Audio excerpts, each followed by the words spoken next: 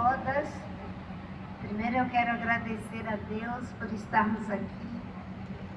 Quero agradecer e cumprimentar de um modo muito especial o magnífico reitor da Universidade Federal do Ceará, professor Cláudio Luiz Silva de Almeida. Muito obrigada por essa honraria que lhe deram nessa noite dedicada à minha trajetória.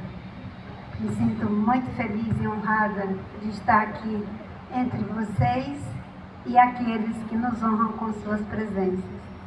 Professora Diana Cristina Silva de Azevedo, vice-reitora, professor Davi Romero de Vasconcelos, pró-reitor de graduação, querido amigo João Alfredo Teles, superintendente do Instituto de Desenvolvimento Agrário do Ceará, e nesse ato representando o governador, senhor Almano Freitas, querida amiga e parceira de jornada partidária, senhora Luiziane Lins, nossa deputada federal,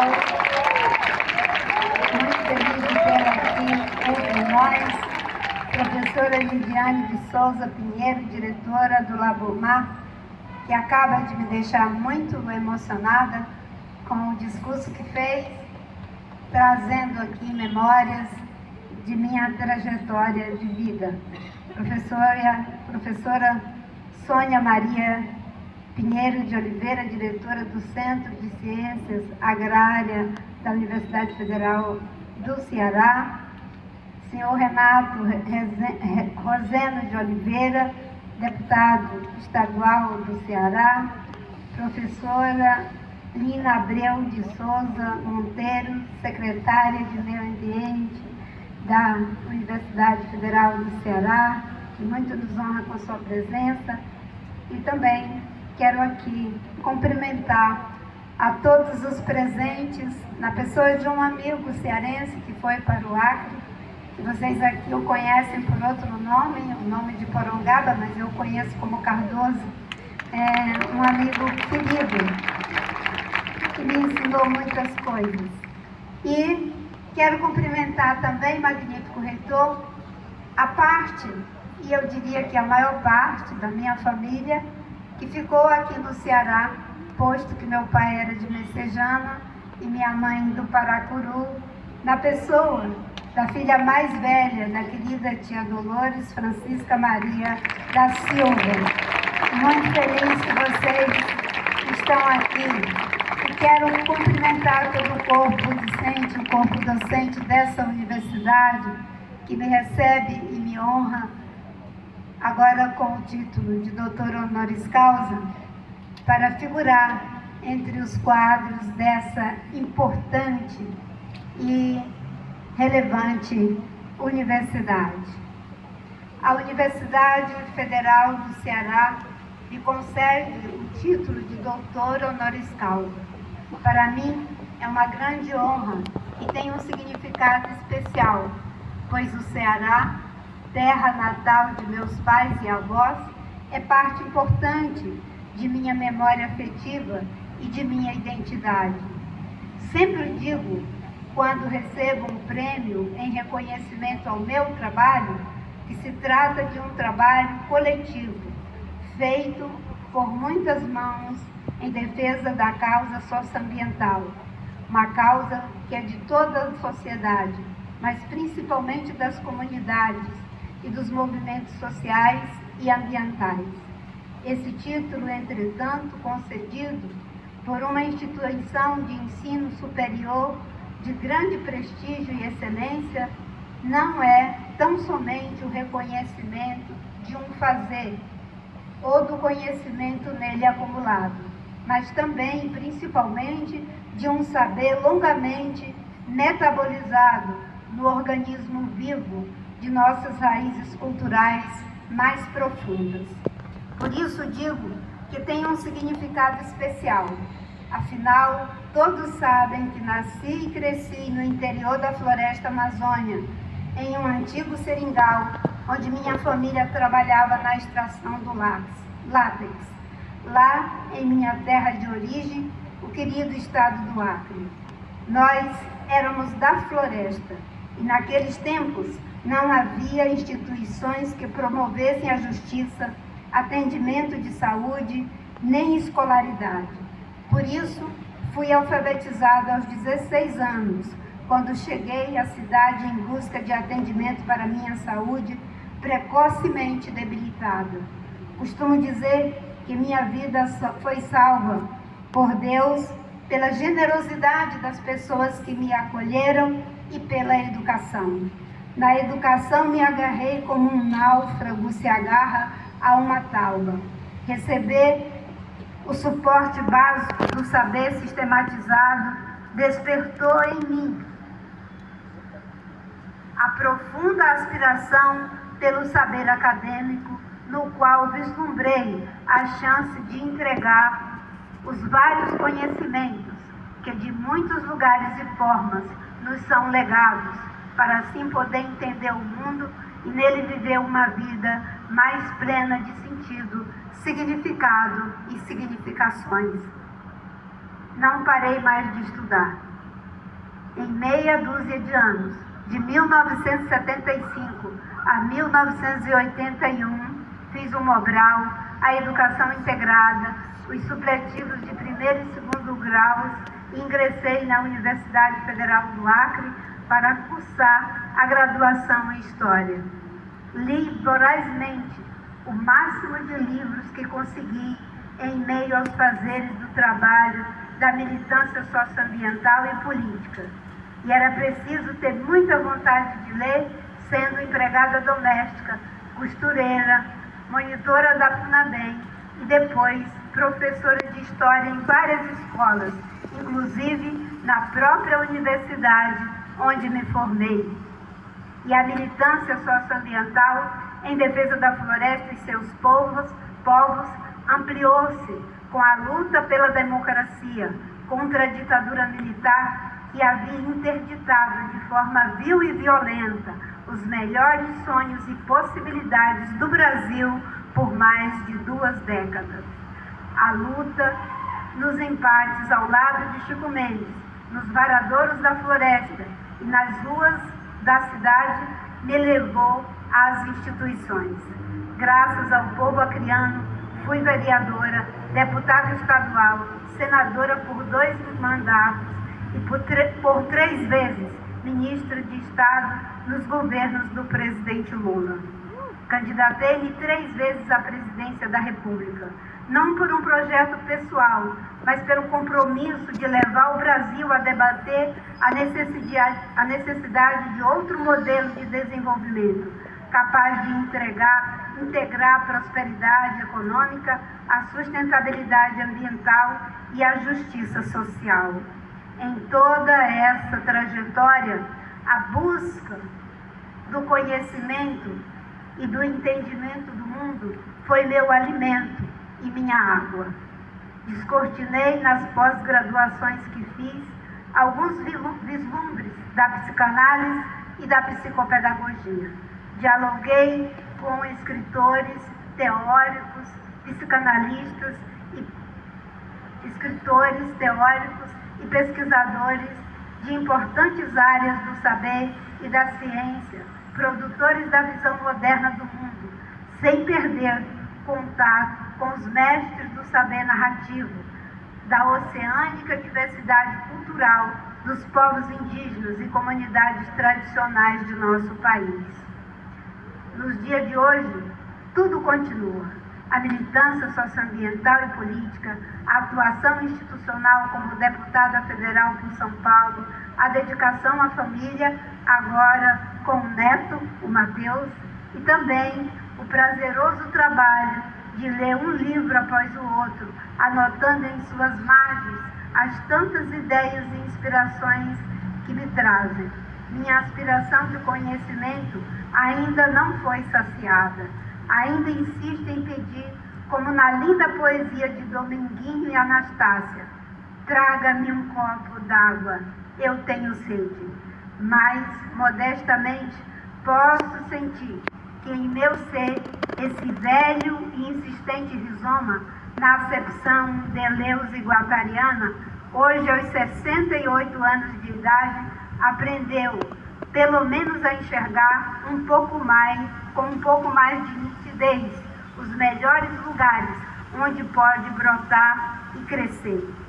E o que cresce de nós, quando cultivamos a esperança, são os caules, ramos, folhas e frutos da promessa de um mundo mais justo, democrático, diverso e equilibrado.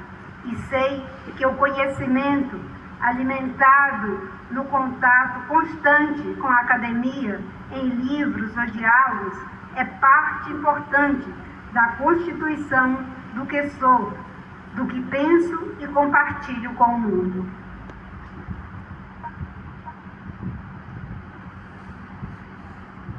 Mas creio que não seja esse tênue vislumbre do saber acadêmico o motivo da outorga desse título pela prestigiosa Universidade Federal do Ceará. Trata-se de outro saber, que hoje é reconhecido e celebrado aqui. Um saber tecido com os matizados fios da vivência e transformado em trabalho, cultivado no diálogo e registrado como compromisso, nascido nas dificuldades da vida e firmado como preceito ético.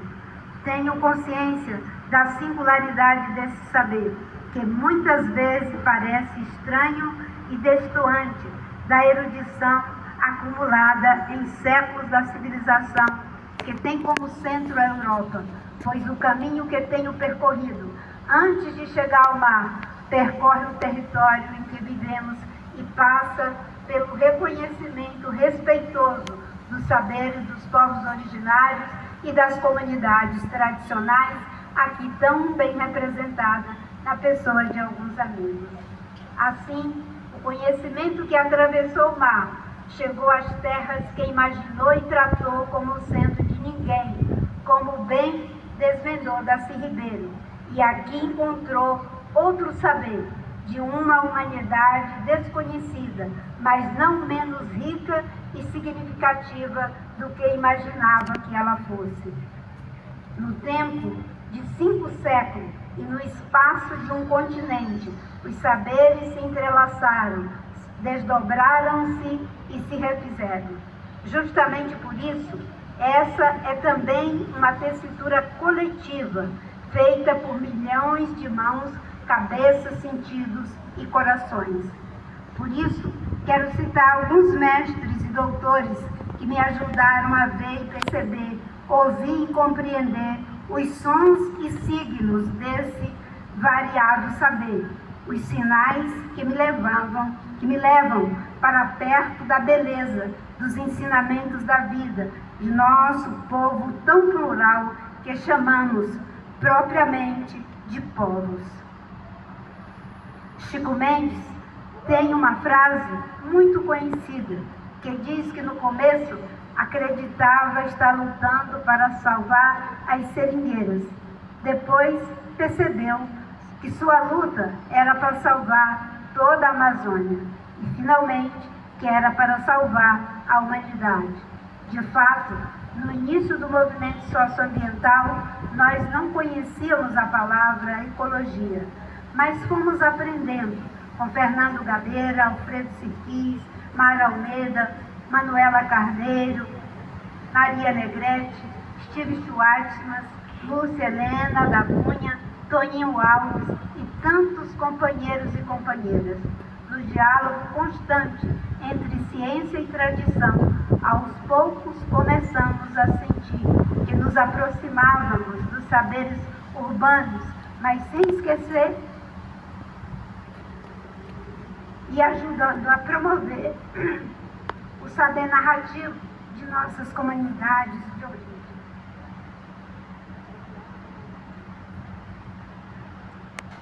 Esse saber narrativo se dá no encontro, às vezes no confronto.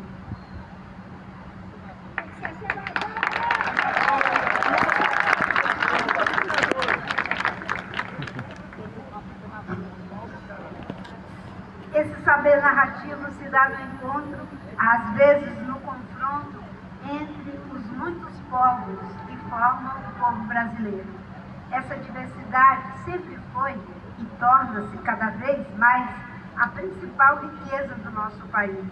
E o conhecimento profundo que nela se produz é o que pode renovar a ciência e a consciência de nossa civilização para mudar nossas relações com a biodiversidade, as águas, a terra, os animais e, principalmente, as relações entre os seres humanos a fim de alcançarmos um futuro organicamente mais sustentável.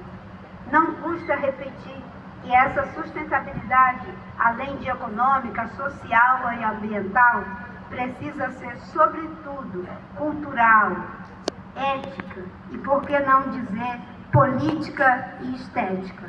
Aliás, faço questão de anotar que minha iniciação na política institucional se deu e meu aprendizado ainda se dá muito menos por qualquer teoria já consagrada e muito mais pela ousadia intuitiva de um migrante nordestino que se tornou operário e ousou criar um partido que fosse de todos os trabalhadores e não apenas da categoria profissional a que pertencia, e foi eleito 3 vezes presidente da República Federativa do Brasil no início de Esse aprendizado para mim começou em casa. Meu pai, Pedro Agostinho, e minha mãe, Maria Augusta, nasceram no Ceará, assim como minha avó Júlia, com quem convivi na infância. Eles levaram para a floresta um saber sertanejo dos anos passados no semiárido, no roçado, na criação de pequenos animais, na forma antiga de colher as palhas de carnaúba, na seca, na migração forçada.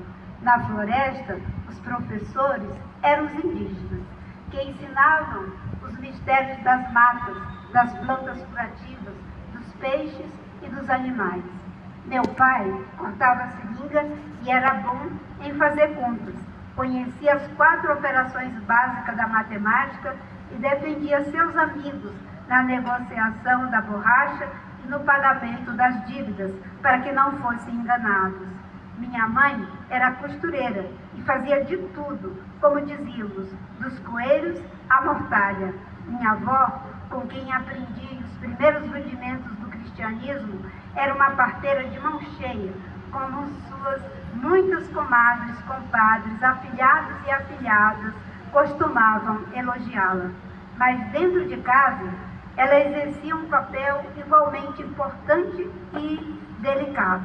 Sem saber ler, com a imensa capacidade que tinha de memorizar as coisas, decorava os versos da literatura de cordel e os repetia interpretando cada personagem para entreter e ensinar toda a família. Meu tio, Pedro Mendes, desvendava e às vezes também vedava os silenciosos e gritantes mistérios da floresta. Foi com ele que aprendi que se em algum dia me perdesse na mata fechada, era só seguir a primeira borboleta azul que encontrasse, pois ela me guiaria no caminho de volta para casa. Assim, atenta ao voo sutil do pensamento e da intuição, sempre fui capaz de voltar às origens. Esse saber narrativo em que me graduei e pós-graduei está na base de todo o meu aprendizado posterior. Por isso, não me sinto sozinha ao receber o título de doutora honoris causa da Universidade Federal do Ceará. Na verdade, recebo em nome de meu pai, de minha mãe, de minha avó, de meu tio mateiro e xamã, de todos os antepassados, os pioneiros, os antigos, os bravos, os arigó, os pretos e, sobretudo, daqueles que construíram a grande escola do mundo, e aprenderam e ensinaram as profundas lições do valor da vida, todos os nossos povos indígenas. Nesse século XXI, a humanidade enfrenta o maior desafio de sua existência nesse planeta. Confiamos na ciência que construímos nos últimos 2 ou 3 milênios, mas talvez ela não seja o suficiente para nos tirar da rota de destruição em que nos encontramos. Afinal, a própria ciência moderna recusa criticamente a condição de panaceia de todos os males. Com os diferentes meios e abordagens de que dispõe, ela tem insistentemente alertado sobre a possibilidade de já estarmos no limiar do que passou a chamar de ponto de não retorno na crise climática que agora enfrentamos. Mais ainda, não se trata de uma crise, nem mesmo de múltiplas crises setoriais, mas, ao que tudo indica, vivemos não mais um mal-estar na civilização, como dizia Freud, e sim um mal-estar da própria civilização, capturada por um modus vivendi que tenta encapsular todas as demais formas de ser e de estar no mundo. O que podemos fazer? Talvez tenhamos que nos dispor a reencontrar o caminho de volta para casa, seguindo o irregular bater das asas de uma linda e atinada borboleta azul, como meu tio me ensinou. Essa borboleta é linda, enorme, quase do tamanho de uma mão. Sua cor é um truque da natureza, que os pesquisadores do INPE descobriram. Uma engenharia na disposição das escamas das asas, originalmente de cor marrom, faz com que, na incidência da luz, elas se tornem azuis. Também é surpreendente e simples o motivo de ela nos levar para casa. É porque gosta de pousar em frutas maduras como a banana, o mamão, a goiaba, já picados pelo passarinho pipira. Perto da plantação, onde há fruteiras, certamente haverá uma casa. Não é crendice, é conhecimento obtido pelo mesmo princípio do método acadêmico, a observação sistemática dos fenômenos. Este é o momento em que precisamos de todos os saberes, de toda a ciência que elaboramos em todos os tempos e lugares. E precisamos especialmente de nossos avós, da sabedoria dos ancestrais, dos conhecimentos dos roceiros, das costureiras, das parteiras, dos pajés. O encontro dos saberes da academia com os saberes do povo é mais que necessário, é urgente e emergencial. Edgar Morin, que há pouco partiu, nos deixou um imenso legado. Sua obra é uma espécie de borboleta azul que nos conduz a esse encontro de saberes. Também a obra de Guattari e Deleuze nos ensina essa forma de tecer conhecimento por meio de conexões, agenciamentos e multiplicidade. Com esses interlocutores, podemos levar para o debate daqui e de além-mar as vozes que o mundo precisa ouvir e respeitar, e já se torna parte de um novo consenso que a ciência de Davi Copenhague Yanomami e a filosofia de Ailton Krenak, advindas do saber narrativo de seus ancestrais, podem nos ajudar a evitar a queda do céu e a adiar o fim do mundo. É esse encontro de saberes que a Universidade Federal do Ceará busca e alcança. Dele me convida a participar. Aceito honrada o convite, mas aviso que não venho sozinha. Trago comigo toda essa gente que citei, os que vieram antes e os que virão depois.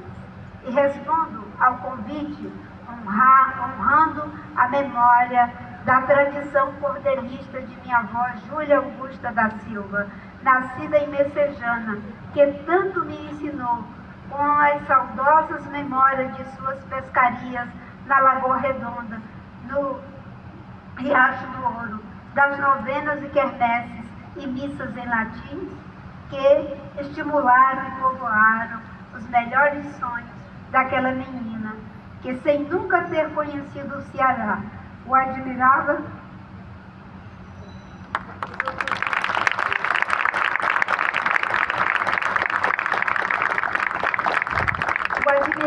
e o visitava em suas infantis fantasias.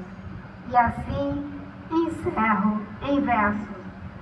Hoje aqui, em carne e osso, com profunda alegria, recebo o vosso convite e afeição compareço, respondendo à chamada, pois da prova nunca fujo, dela também não esqueço, e com muita galardia, em nome de minha gente orgulhosa, agradeço. Muito obrigada a todos.